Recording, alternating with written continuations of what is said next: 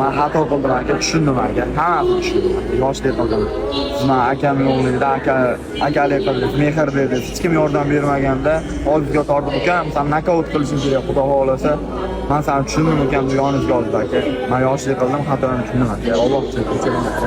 Ben yana aytaman senga. Seni o'sha kuni efirda ham aytdim senga. To'g'rimi? Ukam, seni Alloh uchun kechirdim. Bunaqa urib kunlarda senga men birorta yomon gap gapirgandim. Biz o'sha kuni asadim chiqdi.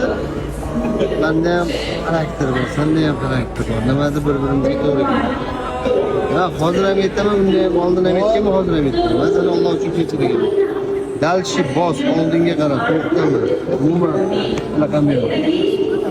Men sizni yaxshi ko'raman. Alloh uchun. Allohdan bosish kerak. Men ham Xudo xolasa men safarga ketyapman. Meni ham maqsadlarim bor, bilasan. Xudo xolasa. Maqsadim yo'lda, shuning uchun oldinga harakat qilib ketyapman. Ham bexuz. Men prosta seni ham shunda borimiz bo'lib kelishini olaman, yomonligim yo'q. Endi shunaqa bo'lib qoldi. Hammaga rahmat, qo'llab-quvvatlab turinglar. Bu bolaga nisbatan yomonligim yo'q. Omadini bersin, men faqat tizaman.